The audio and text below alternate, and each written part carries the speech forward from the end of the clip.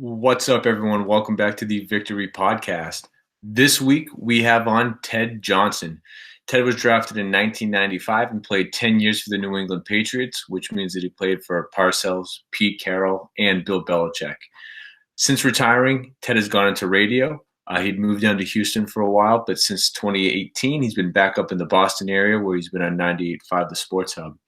Ted talks about getting into radio, covering the different teams, his playing career, and concussions, which is a big part of Ted's life. He's been outspoken about it since his playing days. So we're going to get into all of that. And I do want to point out that before we do that, we had a little bit of a video error with Ted. The very end is where Ted's video actually kicks in. For some reason, the first half didn't record. But without any further ado, here's a conversation with Ted Johnson.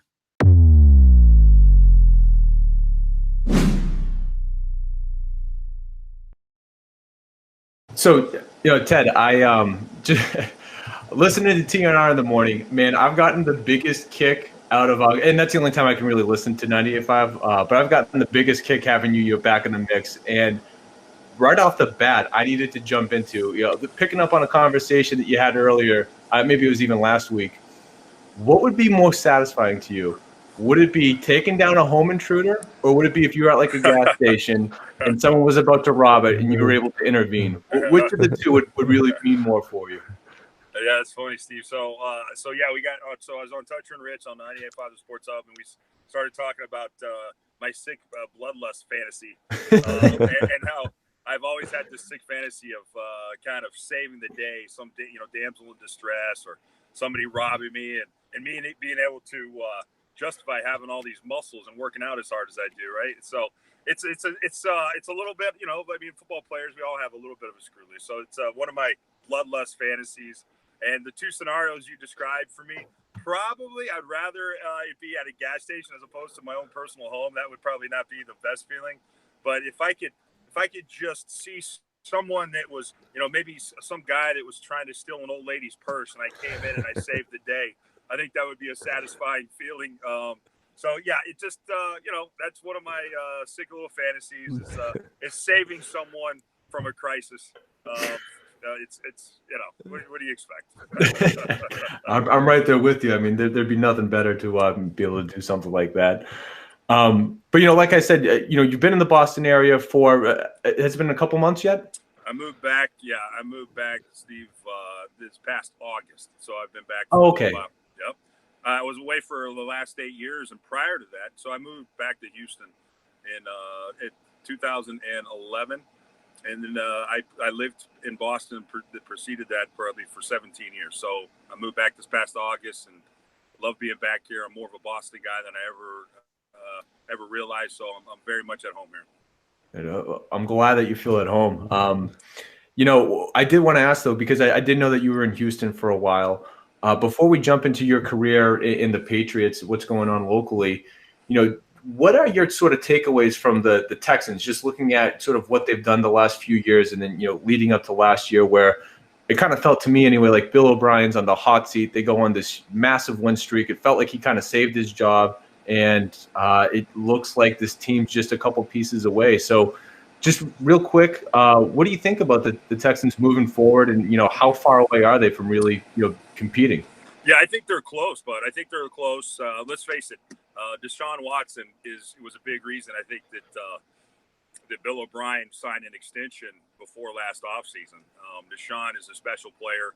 They've had a long kind of the Texans came. They started in 2002. Prior to that, it was the Houston Oilers, and there was a 6-year period where the Houston didn't have a team. So in 2002, Bob McNair bought the Texans, and they didn't really have any quarterbacks of note other than Matt Schaub and then David Carr.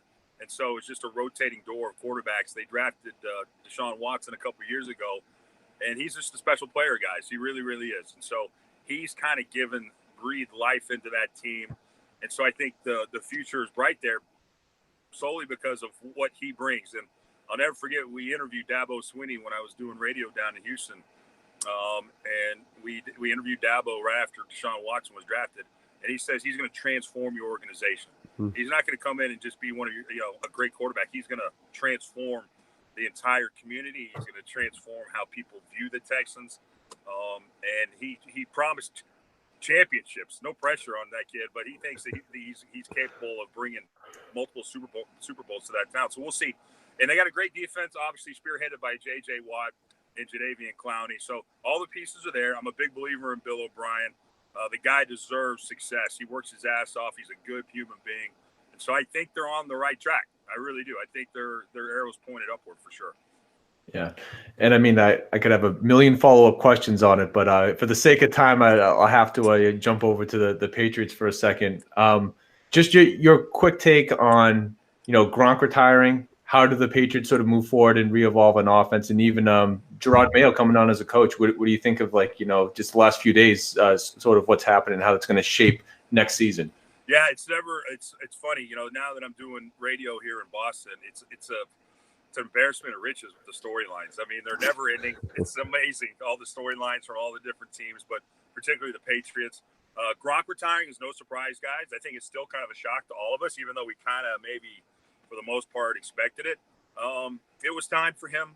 Football, as you know, it's a grind, and it's grueling. It's like Parcells used to say to us, it's like living in dog years, at that level when you played as long as he has. So he's going out on top. He's cemented his Hall of Fame legacy. He's got nothing else to prove. He's still got, I think, his health for the most part. I mean, he's had a ton of surgeries on lower extremities too, guys. I had 5 surgeries, only one broken foot, but the other 4 surgeries were all upper extremities. And so, if you're having issues with lower back and knees like he does, it just adds up. So no surprise. It's going to be a huge adjustment because not only was Gronk the best to ever do it for his time, but he's a huge personality. I think, and guys need levity in that locker room. Bill runs, he's developed a work environment that's there's a lot of tension, right? It's kind of walking on eggshells, but it brings out the most competitiveness, and I think in everybody. So you're always singing for your supper, not really feeling like you're just, you never securing your job, and I think that's what he gets the most competitiveness out of all of us. So Gronk brought some levity to that locker room, and that big personality is going to be big time. It's going to be missed, And so they got a lot of. There's a big void at the tight end position.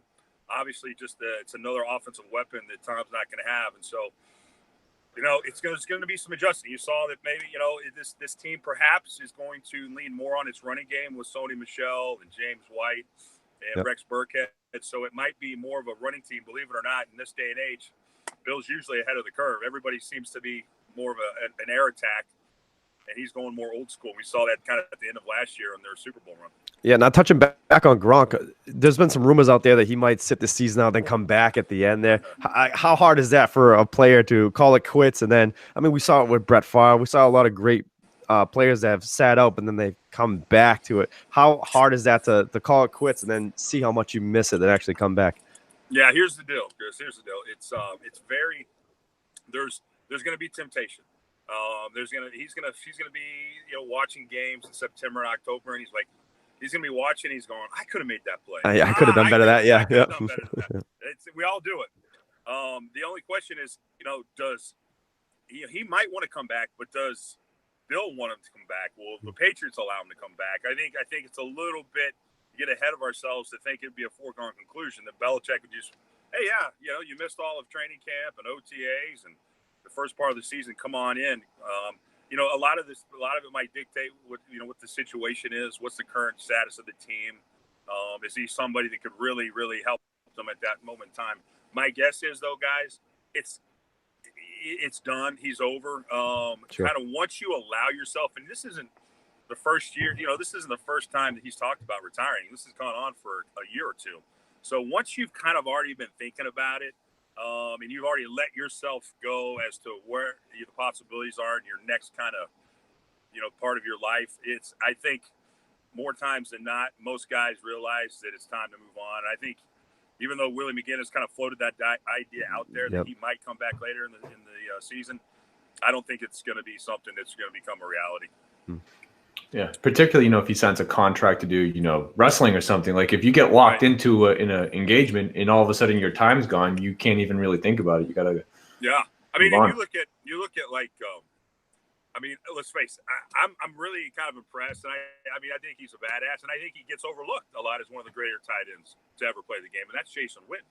You know, Jason Witten goes into the broadcast booth for ESPN. Perfect example. Yep. Yeah, and then he's coming back now. My feeling is Jason Witten's just a beast, and he'll pick up where he left off.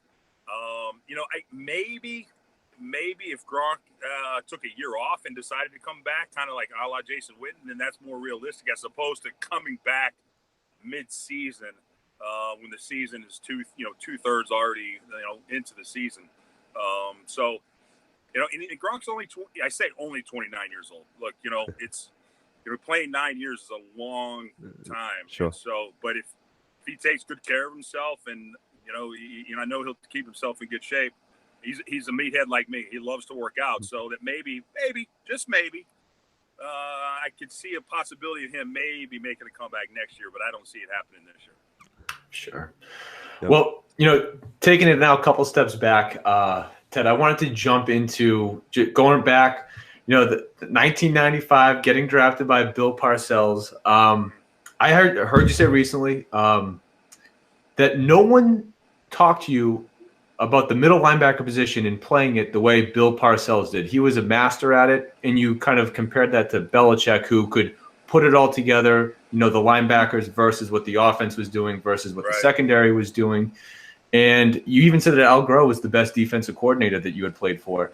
Yeah. So Al Groh, part of the Parcells tree, never really has the opportunity to be a head coach, and maybe that's just because he was a little bit older in the NFL. Did very well at Virginia for a while.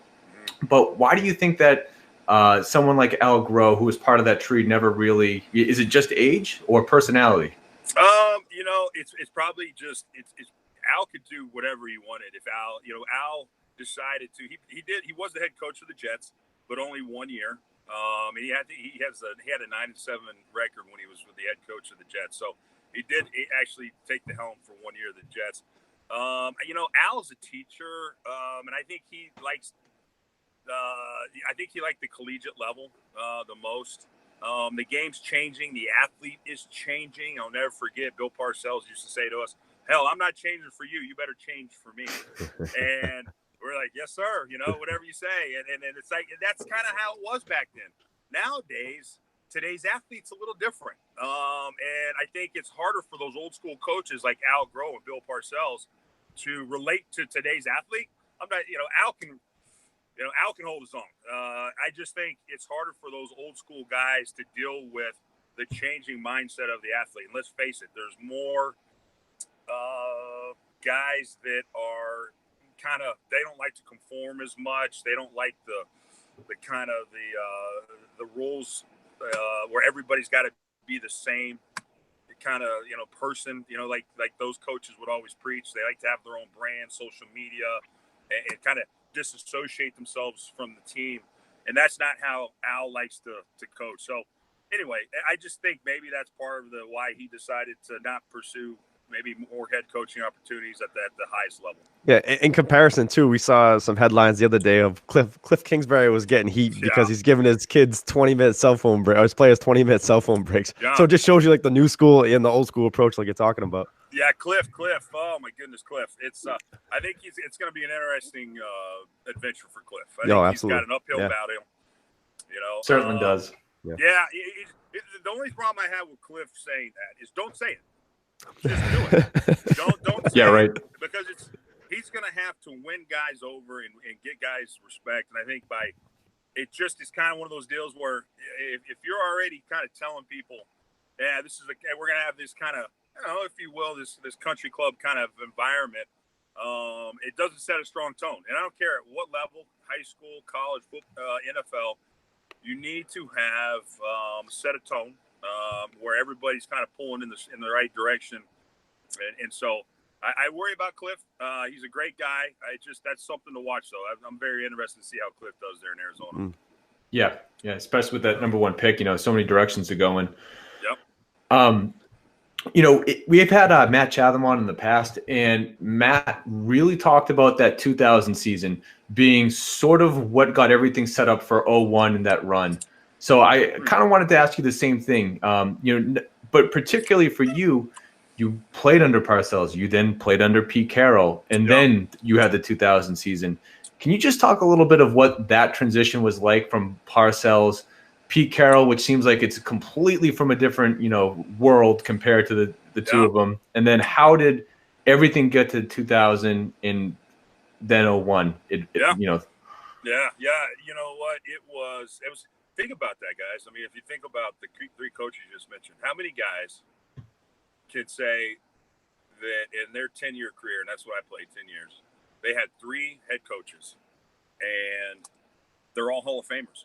Right. I think Pete Carroll might be he's maybe borderline. I mean, he's got he got 1 Super Bowl win, I think, at Seattle. But he's had a lot of success in Seattle, so I think he'd be considered for Hall of Fame. Parcells is already in, and we know Belichick's walking right on in when he's up for it. So it was a very unique experience for me. All 3 guys, very different ways of coaching. Parcells, like I've mentioned before, Parcells had an emotional investment in seeing you do well. He knew how to press, your buttons. He knew how to get the most out of you. He was more of a relational guy. You got FaceTime with Parcells, okay? So you wanted to run through a brick wall for Bill. Very, very much tough guy. I mean, ran physical practices, had a physical mentality, very tough. But if you played your ass off and you came prepared and you played to the best of your ability, he'd love you up. And I love that about Bill Parcells. Pete Carroll, type A personality, rah-rah guy. The kind of mentality that it was more kind of more, I would say, just conducive for the college environment. Sure. Now I think he's changed his approach. I think he's gotten a little bit tougher. He holds guys a little bit more accountable, and he's had more success at the NFL level in his second term there in Seattle. And so good for him. I love Pete. He's the nicest guy, sometimes too nice and to his detriment. And so when Bill Belichick came in, that was not a very popular hire. Bill was very emotionless. He didn't engage with guys. He was more kind of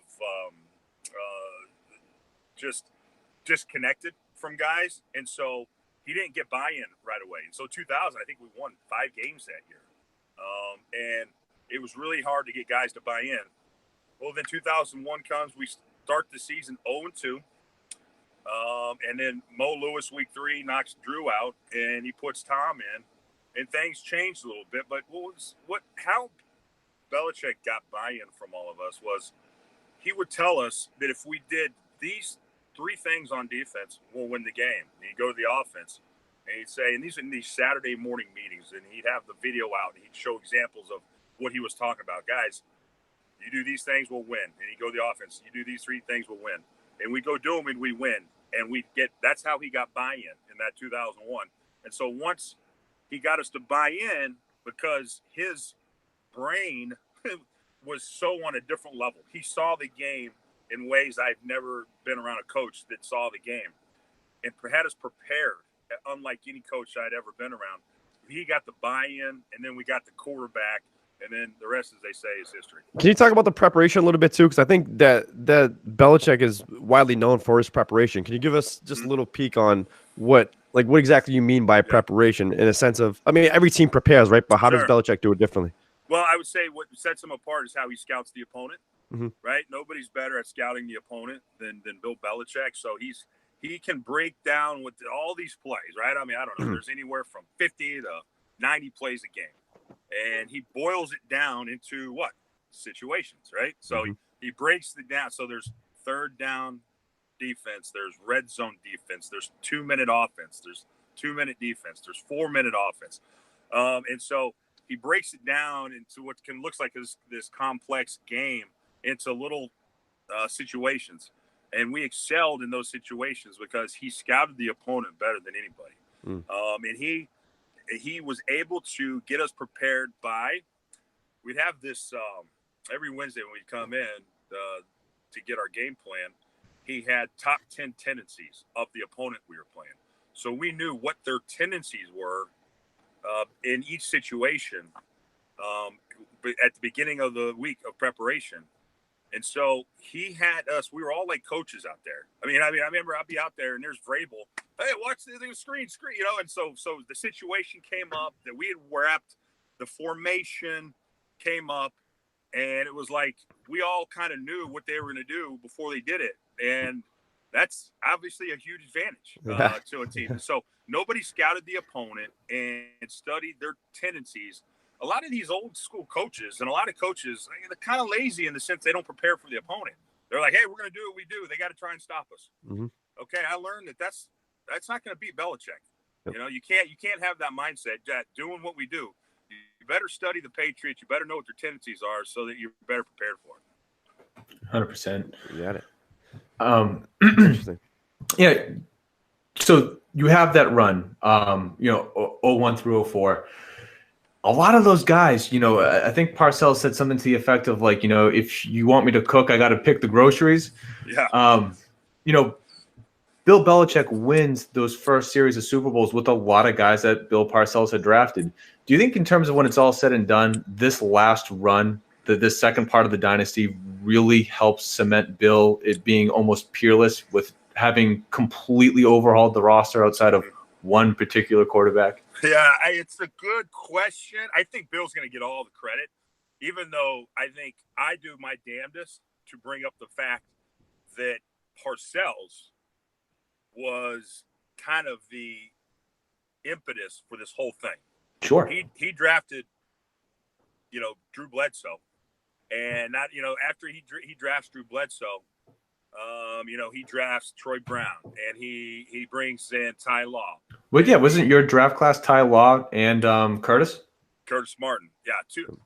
I was wedged between two Hall of Famers. Yeah, the second round draft pick that year, me, wasn't holding up his end of the bargain. So how about that? Ty Law, Hall of Famer, and then Curtis Martin, Hall of Famer. So that 1995 draft class is going to go pretty down good actually in history as one of the best, just because of those two guys for sure.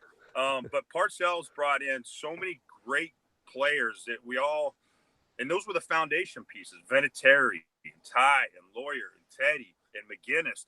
That those were the foundation pieces for those early 2000s. So I like to make sure that people realize that. I think Bill Belichick kind of stands on his own. He's in a lot of ways. The one thing, I'll give credit, and I like that you guys will give credit to Parcells, but I think the one thing that people are going to ever kind of maybe question Belichick at all, which is maybe crazy, is that he had the same quarterback, that he didn't do it with different quarterbacks. So, it's one of the better debates is who's more important to the franchise? Is it Tom Brady or is it Bill Belichick? Well, you need both to have the dynasty that they've had. You need both guys, not just one or the other. Yep. Sure. Now, one thing that the Patriots have kind of done that, in my opinion, has gotten away from that early round of success was signing those veteran guys, particularly on defense, that were versatile. You don't see the Roman Pfeiffers anymore. It's actually kind of been just bargain basement defensive linemen and corners that come in. Do you looking at the success that you had while on the field, like versatility and defense, you guys are ready for everything. Yeah. Why is it? I mean, do you have any sort of take as to why they kind of got away from that? Why you don't see more of that? Yeah, that's interesting. Well, there's, those were unique players that you're talking about. Sure, yeah. It's there's not every player has the multifaceted skill set that a Mike Vrabel had, that Teddy Bruschi had, that a Roman Pfeiffer had. And you got to have smart guys too. Like, Ty Law and Rodney Harrison, they could be interchangeable in their positions. Believe it or not, there was a lot of times when Rodney would come down and play corner and Ty would, at the snap of the ball, would rotate out to play safety. And you talk about watching a quarterback's mind being blown. It's just, it's you got to have the right players to be able to do that. And there's an old saying in the NFL, there's two ways to keep a job. You're either pretty good at several things or you dominate at one thing. Now, me personally, I was good at one thing, but I was very good at it. So even though there wasn't a lot of versatility to my game, what I did was good at was better than most at what I was doing. So I was able to keep a job. But most guys stick around because they can do a multitude of things, and that's the key to a Bill Belichick defense is guys being able to play multiple positions because it creates confusion for offenses and for quarterbacks. So, yeah, I'm not sure why they're not they don't have as many players like that, but it's they still do. They can play Kyle Van Noy inside outside. They play Dante Hightower inside outside. Trey Flowers can play interior and outside. So they still have a few guys, and that's all you really need. You just need to have a handful of guys that you can kind of move around as chess pieces on that defense. Yeah. Sorry, I mean, I was just thinking more of they signed Rodney, big name, but Dallas Thomas didn't really work out. But I mean, they for a while there tried getting these bigger name veteran guys, and the guys that you see now, they traded for Van Noy kind of under the radar. So I guess that's well. Here's the thing. Here's the thing is, not you might see a guy on another team or in college and game film for your pre-draft kind of prep, and you have an idea of maybe what he can do. But a lot of these guys, they come in here and it's too much, right? I mean, you've seen a lot of established players, big name guys on other teams that they come in here and they're overwhelmed. It's too much. They don't like having to play multiple positions. It's too much on them mentally, and they just like doing what they did at that previous team that made them so good. And Bill asks them to do things that they're uncomfortable with. And so, if they can't do what Bill wants them to do, then of course he gets rid of them. So that's part of it as well. Sure. I wanted to sort of transition to the end of your playing career in life after. Chris, I didn't know if you wanted to jump in at all with anything before I did that. Yeah, I was going to talk about just the versatility of the players too. I mean, adapting to this spread game too that we're seeing, as you mentioned earlier, about everyone's throwing the football around the field. You essentially have to have that player that can cover the pass, but also come up and play the run too. And I think that's why Gronk was so dominant, right? Because he was fast enough to outrun linebackers, but big enough to bully up those safeties as well. Well, he was a matchup nightmare because who do you put on him? I think. It's kind of like when so what would be another comparable player to Gronk would say like a Jimmy Graham. Mm-hmm. Okay, Jimmy Graham was a comparable player. You know how what Belichick would do to stop Jimmy Graham? He put a lengthy, long, physical cornerback on him, like a Browner. Right? Yeah, exactly, like a Brandon Browner or a Keep to Lead. And so. Those were the best type. If you had to pick, only one guy to cover Gronk, you can't put two guys on him, which most teams had to. You'd put a long length guy with some length at the cornerback position who has great coverage ability, but also is bigger and more physical too.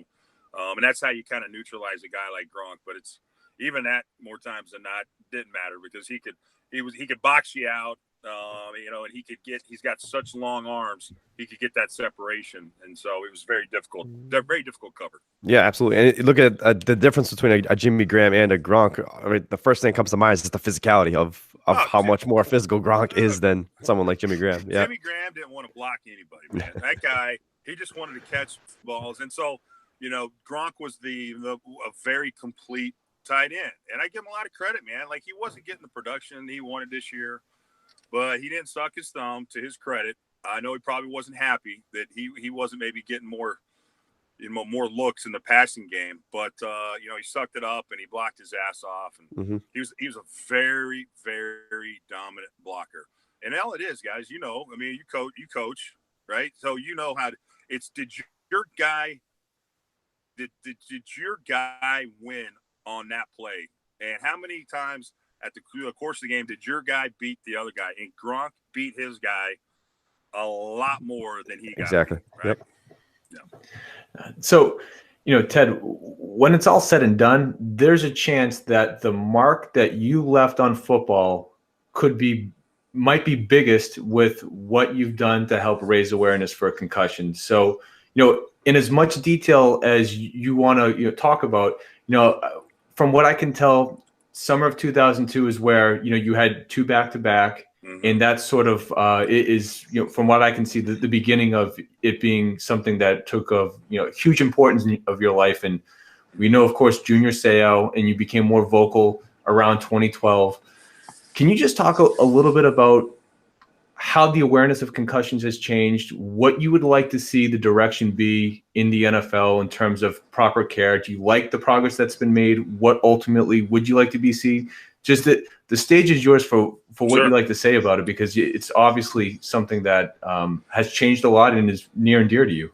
Yeah, no, it is. It's I'm willing to talk about it more. I was when I first came out public about what had happened. It was in response to. So I told my story to the New York Times, the Boston Globe in February of 2007. I told people what had happened to me because of this. Okay, Andre Waters, a safety for the Philadelphia Eagles, took a gun and shot himself in the chest. Okay, they did an autopsy on him. They found that he had a brain disease that was linked to his multiple concussions called CTE. So I read that article.